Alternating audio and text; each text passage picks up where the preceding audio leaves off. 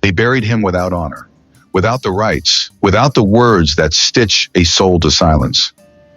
In the heart of an ancient Igbo village where the wind still speaks in whispers of ancestors, and every shadow might carry a name, a chieftain was laid in the ground like a forgotten dog.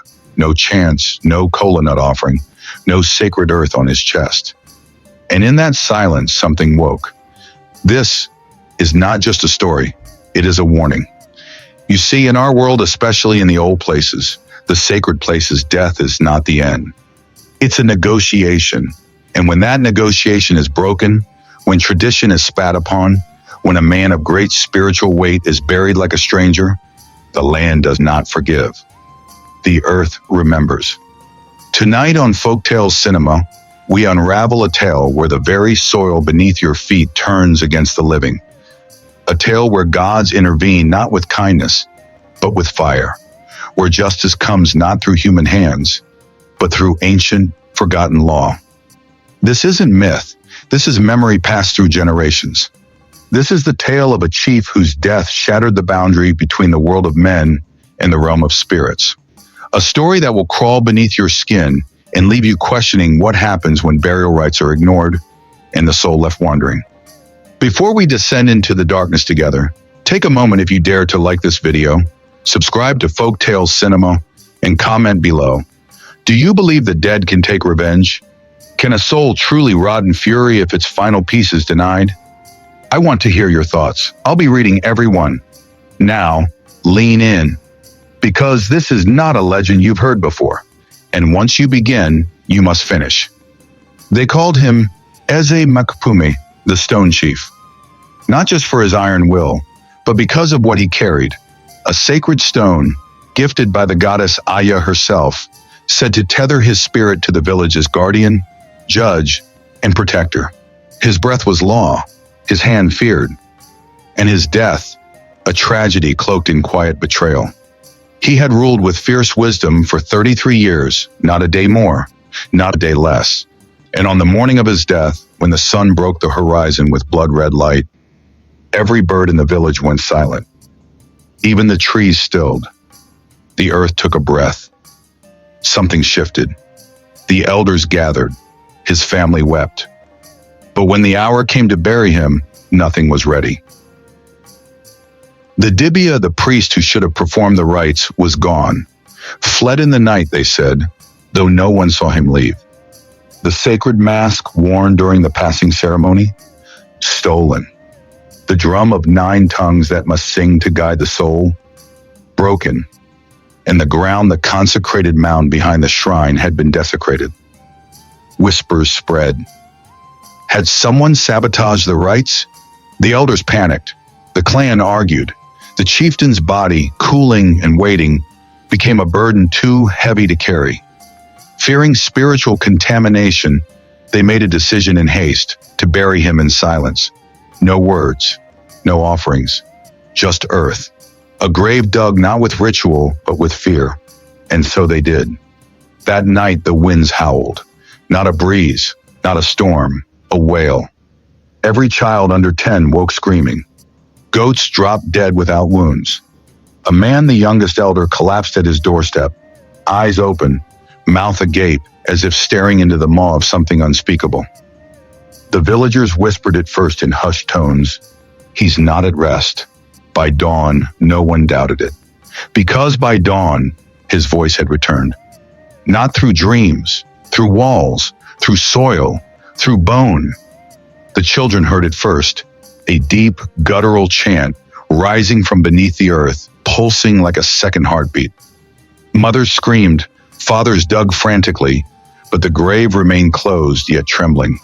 Then it began, the judgment. The crops withered, the sky darkened for hours at a time, wells filled with black water. Every mirror in the village cracked at once. The oldest tree, the Agbu Miri, that stood for 600 years, split down the middle with a sound like thunder, and from it poured not sap, but blood. That's when the elders turned to the one name whispered only in desperation. Aya, the goddess of soil, judgment, and breath, keeper of the boundary, daughter of night and law. She had not been invoked in over a century, not since the last time a village was swallowed whole. But they had no choice. In secret, the women wove her sigils into cloth. The men beat drums until their hands bled. And the surviving priestess, blind, forgotten, feared, was dragged from exile to speak the words that could summon the goddess. They did everything, and still, she didn't come, or so they thought. Because Aya doesn't come with fanfare. She comes in whispers, in dreams, in crawling thoughts. And she had already entered the village. Through a child. Her name was Nena, 7 years old. Quiet, watchful. The daughter of the woman who had defied the burial. They noticed the changes slowly. She stopped blinking. She stopped speaking. Her shadow began to move on its own. The birds would not fly over her, and when she touched the grave of Eza Mekpume, the earth stopped shaking. Just for a moment, then came her voice, ancient, echoing, not her own. You silenced him. I will make you hear. The villagers fell to their knees. From her lips, Aya had spoken. And what followed next was not mercy. There are places in this world where time doesn't move the way it does elsewhere, where the earth feels heavier beneath your feet, where the wind carries whispers not of weather, but of memory. And in one such place, buried deep beneath the tangled canopies of southeastern Nigeria, stood a village forgotten by maps, but remembered by the gods. This was no ordinary settlement. It was sacred. A village rooted in soil so old, so spiritually dense, that every step echoed the weight of those who had lived and died there. The Igbo people of this village didn't just inhabit the land, they belonged to it. Their lives were woven into its fabric, their breath borrowed from the trees, their fate forever tied to the will of the earth beneath them. And the one force that watched over them all was not a king, not a man, but a goddess. They called her Ayla, or Ani, the mother of the land, the divine heartbeat of the soil. She was more than just a deity. She was the land itself. To walk on earth was to tread across her body. To plant a seed was to borrow her womb. And to die was to return to her embrace. But Ayla was not gentle by default. She had two faces. One was generous, the one that fed crops, gave life, granted peace. But the other was older, darker, a judge, a mother who could smother, a spirit that weighed every soul like grain on a scale and punished imbalance with devastation.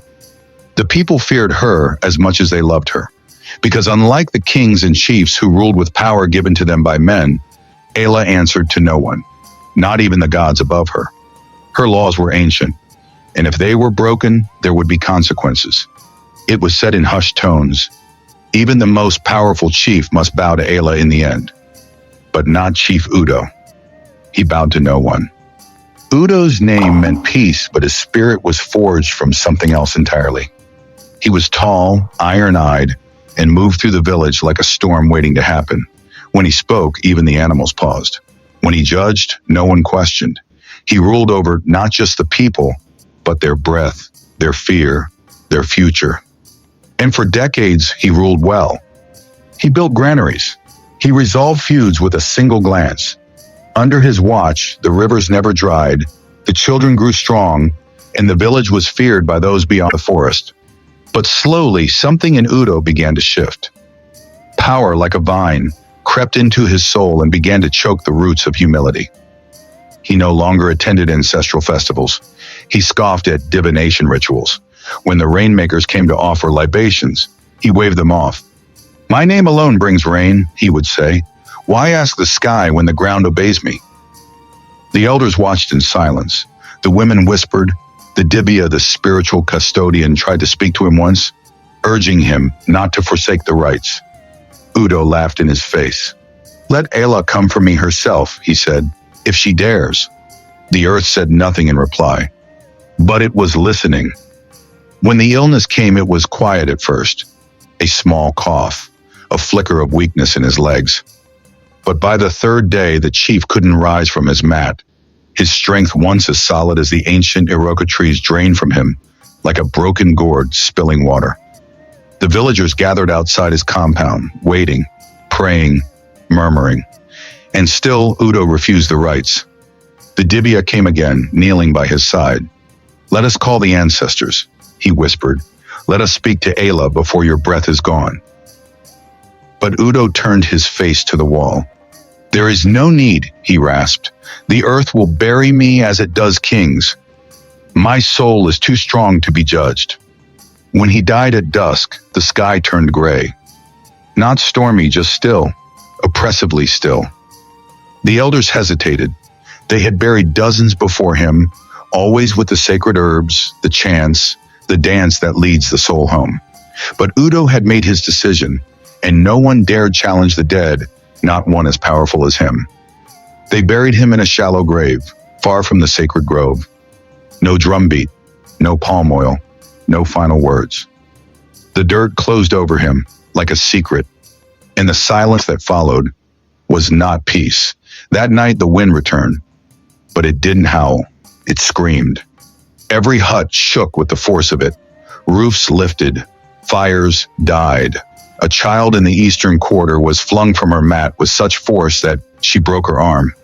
Animals clawed at their enclosures, panicked and wild-eyed. And then the sound came.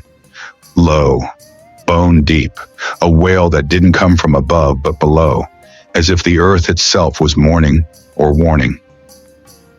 By morning, the first signs appeared.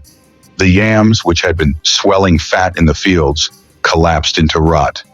The cassava turned bitter overnight. Goats dropped dead, and children who had laughed only the day before now sat in silence, eyes sunken, skin pale. And then the cloud came. Not of rain, but shadow. A strange, unmoving darkness loomed over the village like a stain in the sky. The sun was visible, but dimmed, like someone had taken joy out of the light. The villagers gathered at the square, their faces drawn tight with fear. "It is Ayla," one woman whispered. "She's angry." "No," another man said, his voice trembling. "It's not her, it's him. Udo. He's not at rest." Whispers turned to murmurs. Murmurs turned to panic. The elders knew what they had to do. The village's spiritual leader was a man named Okafor Thin, old, with eyes that had seen too many deaths, and lips that only moved when the spirits stirred them. He stepped forward now, leaning on a carved staff stained with ash. "The earth speaks," he said, "and it speaks in pain." Silence fell. "Chief Udo," he continued, "defied the sacred order. He mocked the rites, and now Ayla has turned her back on us. The spirit of Udo wanders, cursed, hungry, and vengeful because we did not send him home properly. We buried a lion like a rat. But what can we do?" one of the younger elders asked. "How do you undo a curse spoken by the land itself?" Okafor looked each man in the eye. "We must go to her," he now gasps. "You mean to the forest?" someone whispered. "To her grove," Okafor said. "To the place where her voice is strongest. We must kneel in the dust and offer her what she demands." "What does she demand?" a voice asked. Okafor's answer was cold. Justice. The next morning, 7 elders gathered at the edge of the sacred forest. Each carried something: a flask of palm wine, a bundle of Inzu white clay, a strip of cloth stained with Udo's blood, and the jawbone of a goat, a symbol of submission. They walked single file into the forest, the branches closing behind them, like a mouth swallowing a secret. The deeper they went, the stranger the world became. Birdsong vanished. Insects disappeared. Even the breeze dared not move. The soil grew darker, richer, heavy. One elder swore he saw eyes in the trees. Another claimed he heard a woman humming. But when they turned, there was no one there. Shadows moved without light. Leaves curled without wind. And always a presence, watching, waiting. They walked for hours, the forest tightening around them like a noose. Their offerings grew heavier in their hands. One man began to sweat blood. Another vomited ash. But they didn't stop. They couldn't. Because they were no longer just elders, they were messengers, carrying the sins of their village on their backs. And finally, they reached it. A clearing. perfectly circular, silent, bathed in golden light that didn't come from the sky but from the earth. The trees around it leaned inward as if listening. The air was thick, sweet, and tinged with something ancient. This was Ayla's threshold. The elders knelt. Okafor stepped forward, pressing his forehead to the soil. "Great Mother," he said, "we come not as rulers, not as men, but as dust beneath your feet.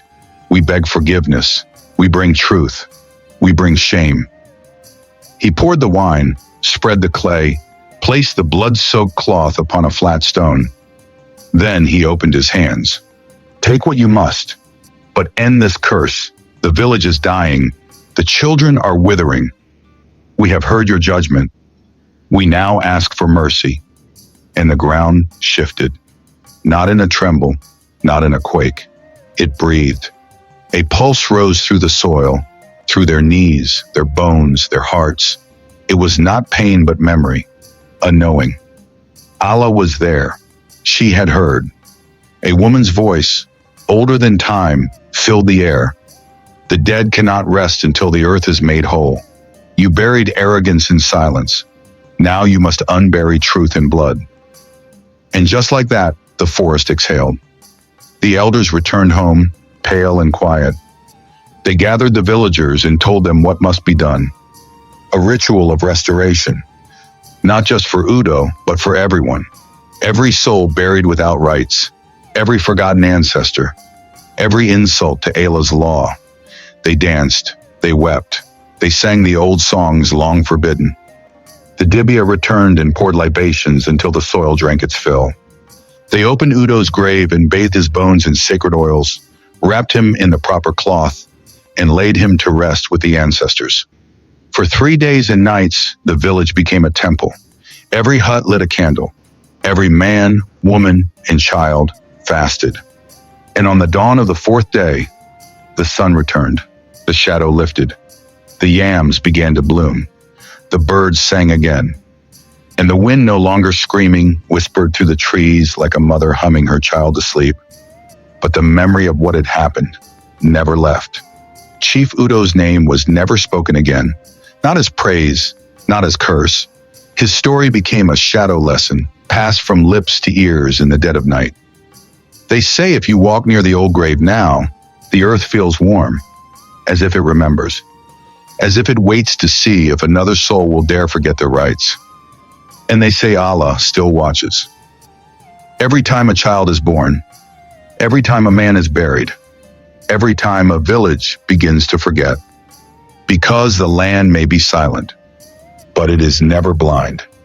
In the clearing where the veil between the living and the dead was at its thinnest, the elders fell to their knees, pressing their foreheads to the trembling soil.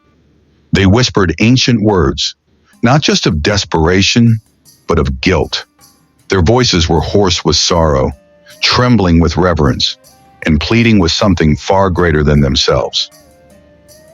Then it came, the sound. Not a voice like any human's. It rumbled like distant thunder rolling through the belly of the earth. It shook the trees, stirred the leaves, and froze the blood in their veins. You come seeking mercy, but first, justice must be done. The elders, their bones aching under the weight of their failure, slowly raised their eyes. Before them stood not just a vision, but a presence, towering and terrible. Her skin shimmered like damp clay under a storm-lit sky. Her hair flowed down her shoulders like cascading vines. Her eyes, those eyes held the silence of centuries, filled with rage, wisdom, and unrelenting judgment. She was Allah, the Earth Mother, the guardian of justice, the soul of fertility, the hand that gives and the hand that takes. In her, life began. In her, it ended. The earth beneath the elders pulsed with her wrath, the rocks and trees seeming to lean in to witness what judgment she would pass. It was not just the goddess who had been summoned. It was the soil, the ancestors, and the very memory of the land. Her voice echoed again. You dare ask forgiveness for one who spat on the sacred rights of the dead? The elders flinched, not from the words, but from the truth in them. Chief Udo had died unburied by tradition, cast into the ground without honor. His soul now wandered, poisoned by rage and cursed to never rest. Okafor, the eldest among them and the village's spiritual guide, stepped forward. His face was lined not just with age but with remorse. His voice trembled, barely carrying over the heavy silence. Great Ayla, mother of all that is rooted in the earth, we come to you in shame. Chief Udo ruled us with strength, but pride devoured his wisdom. We failed to honor your laws. We buried him like a criminal, not a king. His spirit now brings ruin upon us. We beg your mercy. Ayla's gaze narrowed. Her fingers curled like roots choking stone. Mercy is not freely given. Udo's spirit is one of unrest, but not without cause. You, his elders, watched in silence as tradition was broken. You did not resist. You did not restore. You buried him like a forgotten stranger, not a leader whose spirit needed passage. A silence fell so thick that the sound of the wind itself died. Okafor bowed low again, the others beside him. We know our guilt. What can we do to right this wrong? What will restore the balance that our negligence has destroyed? For a long moment, Ayla said nothing. Her eyes scanned the elders, as if peering into their souls to see if their remorse was real. Then she spoke. Justice must be done. Chief Udo must be honored as he should have been. But the village must also cleanse itself, not just in ritual, but in truth. You must remember the laws of the land. You must remember me. The task she set was clear, yet monumental. The burial rites must be redone, but that alone was not enough. The village must also undergo a spiritual reckoning, an awakening. The land had been wounded by arrogance, and healing would not come with words alone. It demanded sacrifice. It demanded truth. And so the elders returned to the village, not with triumph, but with purpose. A fire had been lit in their hearts, a fire of duty and dread.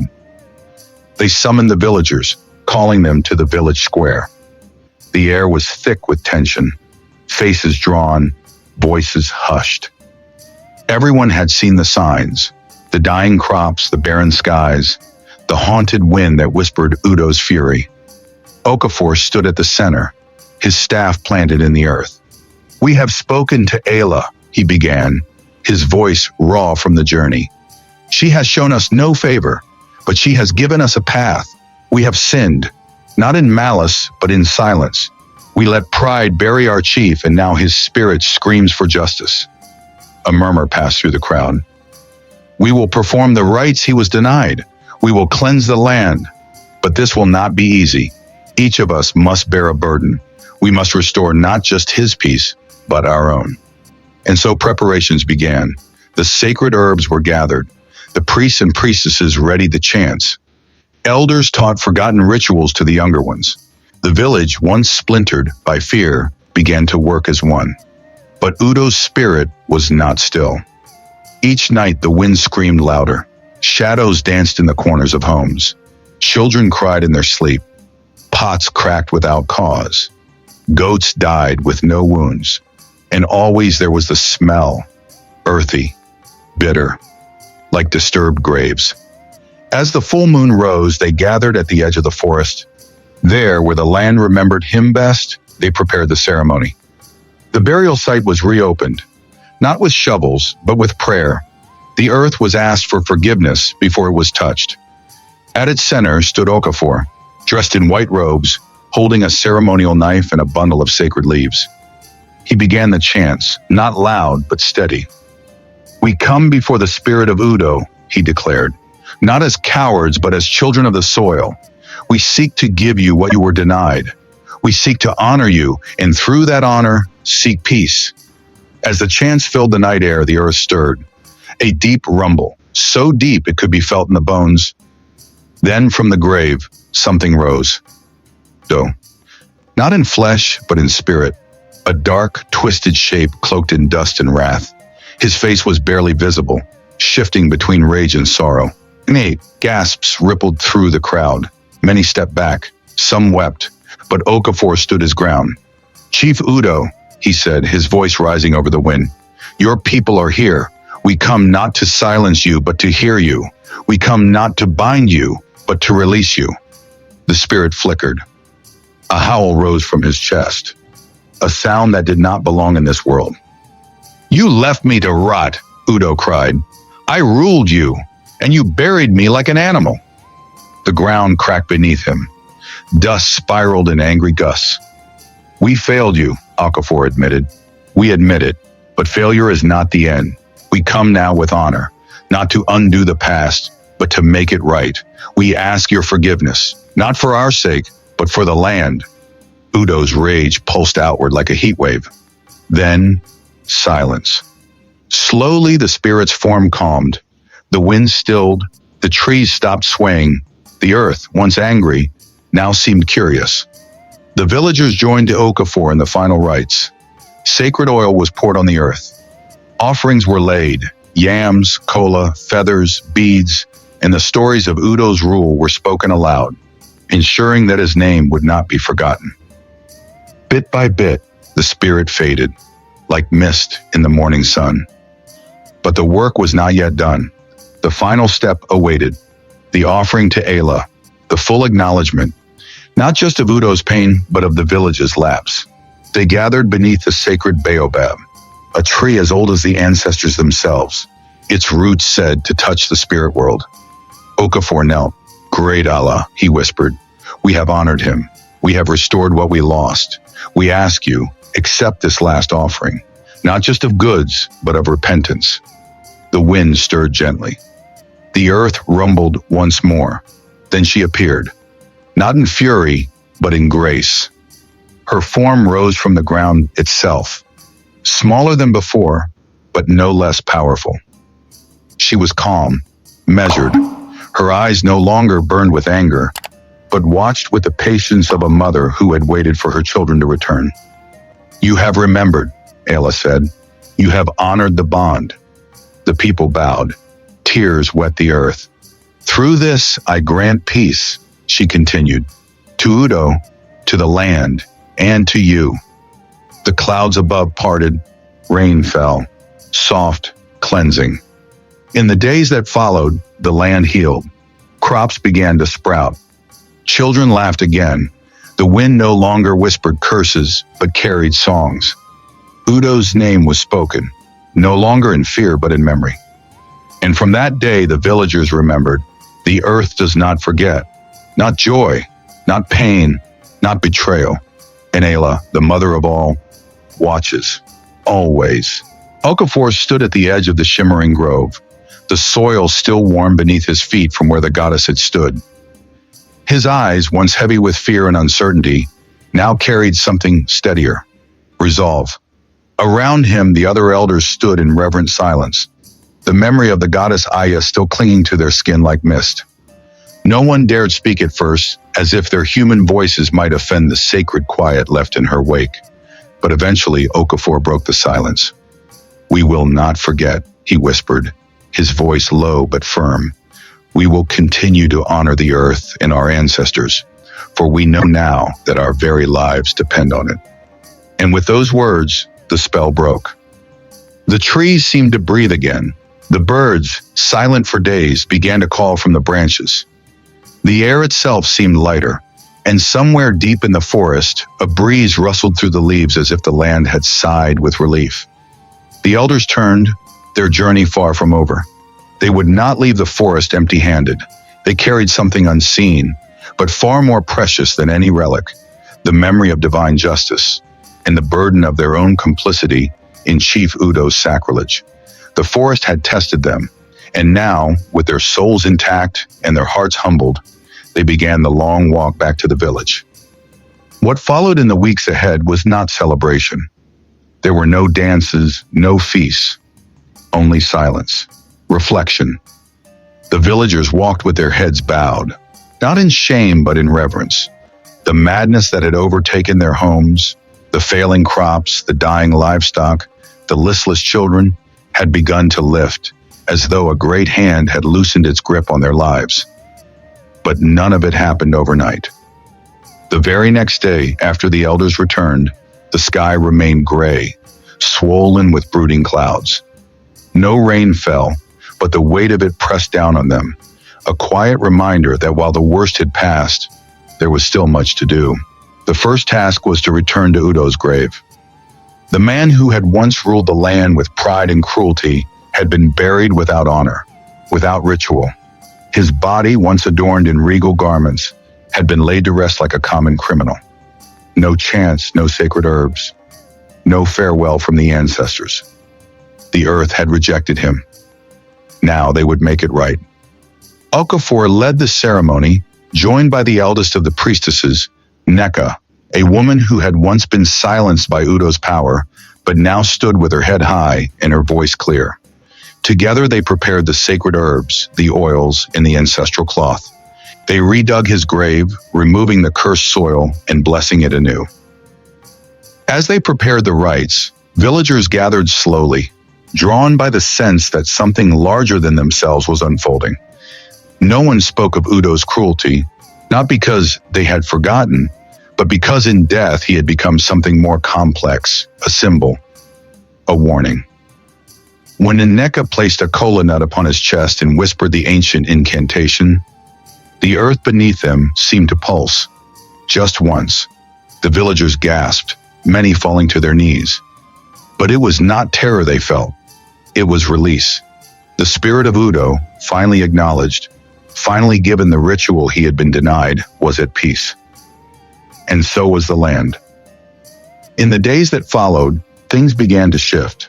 The yam fields, once barren and cracked, began to show tiny green shoots. The rivers flowed a little clearer.